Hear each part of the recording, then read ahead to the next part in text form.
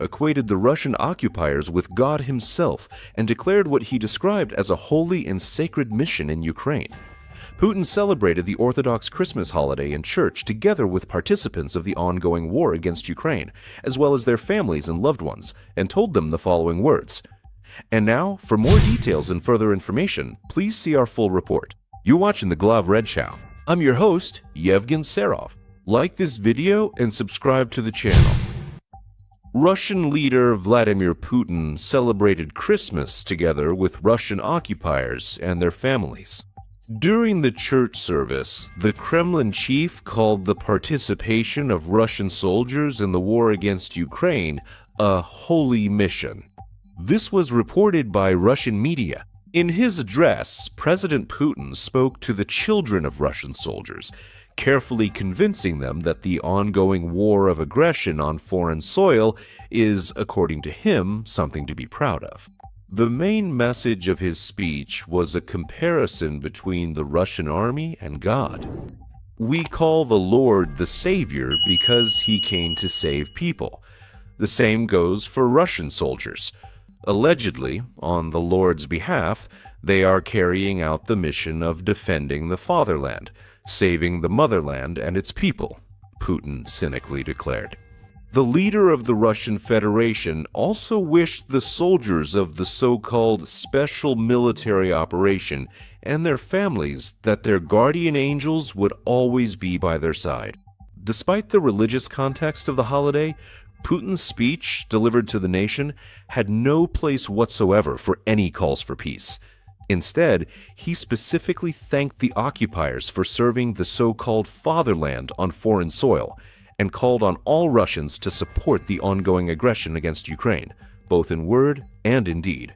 The Center for Countering Disinformation specifically emphasized that the Russian dictator used the church service to once again justify the war against Ukraine. In fact, Putin portrayed the war not as a straightforward political decision made by the Kremlin, but rather as some kind of deeply sacred, God-pleasing, and almost holy duty. This is a systematic and deliberate propaganda line of the Kremlin, intended specifically to present the ongoing aggression against Ukraine as a so-called holy war. Such a calculated blending of religious beliefs, official state ideology, and the military establishment shows us the total militarization of Russian society, as noted by the Center for Countering Disinformation. While Christmas remains a holiday of peace, love, and family around the world, Putin is turning it into a tool of military propaganda. As the Center for Countering Disinformation has once again strongly emphasized, Putin's militarized Christmas once again demonstrates that the Kremlin is preparing Russian society for a long and bloody war.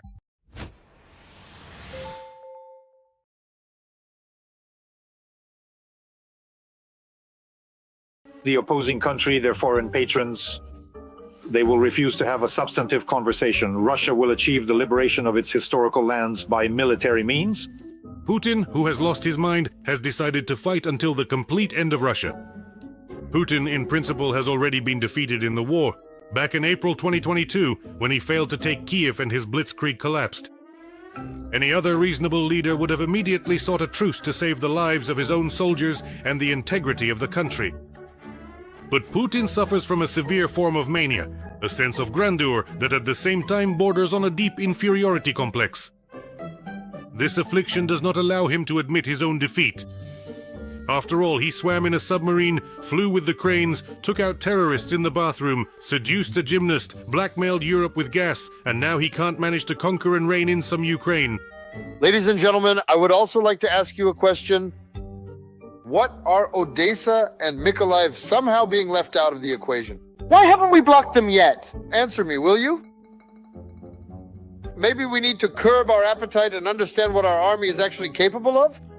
What about the capabilities of the Ukrainian army? In the end, we've been watching the convulsions of the Russian army, economy, and statehood for 4 years now.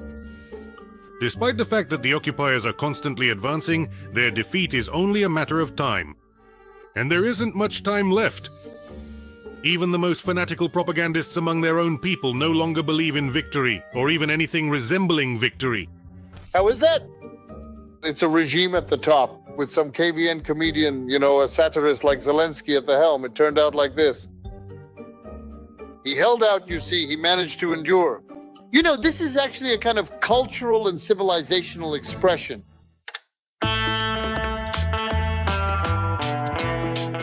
For good reason. Right now, Putin is trying, with Trump's help, to push through a diplomatic capitulation of Ukraine. Because there is no chance from a military standpoint. Even his Botox-filled brain understands that.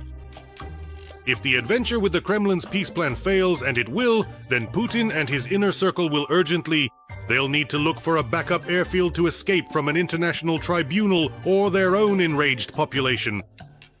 After the defeat, the people will wake up from their propaganda-induced coma and demand retribution against their former bold idol, who plunged the country into poverty, ruin, and international isolation.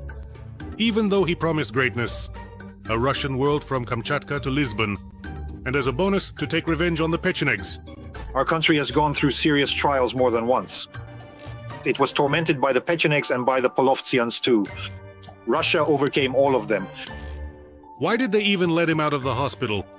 It's no wonder that now Putin is especially actively preparing the ground for retreat. Or rather, for escape. According to the latest data and satellite images, North Korea is hastily building 3 luxurious mansions at once, on the grounds of the Kemsusan guest complex in Pyongyang. Each of the mansions covers about 13,000 square meters. The facilities are being prepared to receive high-ranking foreign leaders or one particular not-quite leader. There is reason to believe that this is the hideout where Putin plans to take refuge after the war and fleeing Russia. And North Korea is a genuine partner, a true friend. And over there, it's a real celebration. So what actually happened? Why did Putin need to go to North Korea? Right now, the war is taking such a turn that a Russian defeat is entirely possible. And the territory will be occupied. Ukrainian troops will enter Moscow, and they'll even be welcomed with bread and salt, just like it was with Prigozhin. And then, who knows, maybe they'll go as far as the Urals. And Putin understands this. And Putin went to North Korea to check out some living space for himself. interestingly, alongside the construction of mansions, they're also building a cemetery and a museum for North Korean soldiers who died in the war against Ukraine. Knowing dictators' love for symbolism, we can conclude that the residence is indeed being prepared for Russians. Lately, Putin and Kim Jong-un have grown very close, just like Hitler and Mussolini. And taking refuge in North Korea seems like the most obvious option, but it's not the only one. There's also China. Beijing would never hand Putin over to Ukraine or the International Court, and would even allow him to transfer some of his savings. It seems like the perfect option, but Putin himself wouldn't want to hide out in China. Once again, his wounded ego wouldn't allow it. He's already in fact a vassal of China and a personal lackey to Xi Jinping. But to end up physically dependent on them is even more terrifying for him than death. Putin would never want to end up in China in the same position as Yanukovych. In other words, if he leaves power, if he gives up his post, then most likely he'll be killed by his own people, by his own inner circle. So in a situation like this, when a dictator steps down, well, just look at your Yanukovych, right? He lives in Moscow now. But is that really living?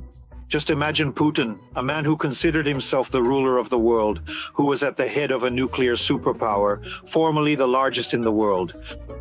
And suddenly he has to live in some North Korea, even in the most luxurious palace there. Not long ago, Venezuela could have been a refuge for a fugitive war criminal. But something went wrong. I truly and deeply love with all my heart and soul, and cherish.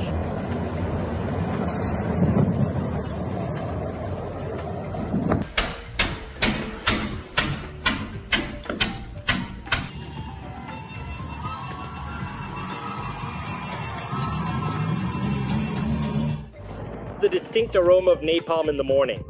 There are still two options left in South America. One is exotic and the other is humiliating.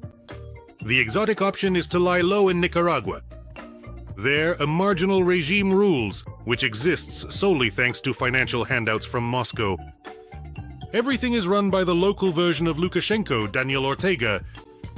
He persecutes dissent, has imprisoned the opposition, and delights in all the crimes committed by Russia. Nicaragua is one of the few countries that recognize Crimea as Russian.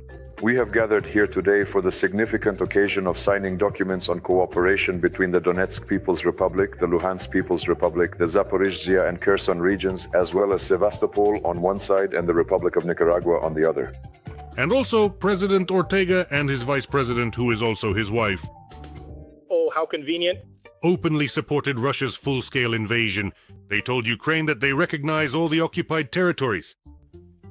To top it all off, Ortega calls the president of Ukraine and the prime minister of Israel servants of Satan and Hitler. They wanted to bring the fascist Nazi president of Ukraine so that he would attend the summit. On Nicaraguan paper, the perfect place for a Botoxed dictator to grow old. But in reality, there is no guarantee that after Putin loses the ability to prop up Ortega's regime with Russian budget money, the American Chick-Chirik won't hand him over guts and all for a good cash reward. All the dictatorial regimes that support Russia only do so as long as the Kremlin pays their bills. Keep your money in a savings bank. No one can guarantee that this exact same current regime, some indeed, won't just throw them into the same mine. Those very oligarchs, they might just wall them up somewhere and keep the money for themselves. That's the least that could happen. Besides, what stable regimes even exist there? For decades? In America, the only shameful option left is to ask for asylum in Argentina. Judging by the massive drug trafficking organized directly by the Russian Foreign Ministry, that is, by Putin himself, there are connections. They exist there. But there's a risk that the loyal population of the swamps, the ultra-patriots, and various we-can-do-anything types, the loyalists won't survive it if their great geostrategist follows the path of the fleeing Nazis of the Third Reich. Well, there is. After all, Argentina is a place where many people have hidden, and by and large, many have actually managed to hide.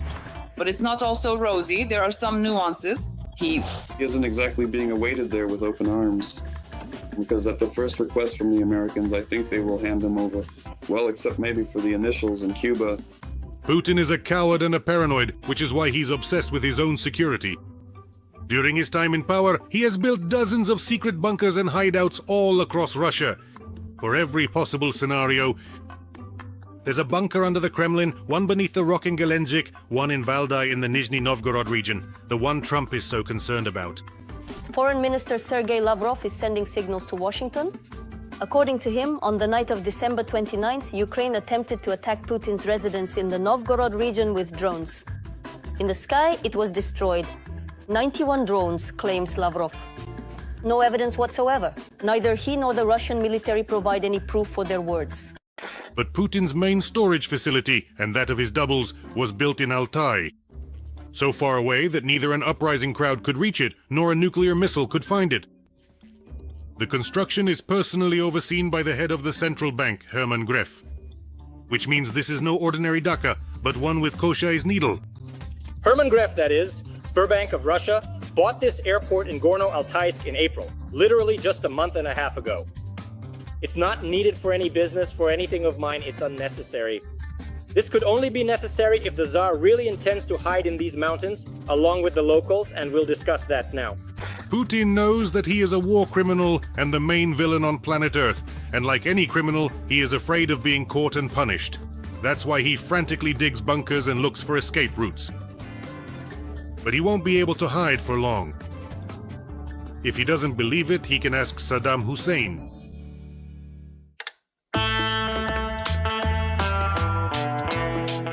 I want to remind you that this video was created for entertainment purposes and contains elements of satire and irony.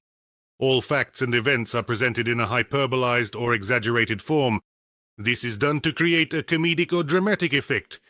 We do not aim to mislead, but simply focus on humor. Please take this with a smile.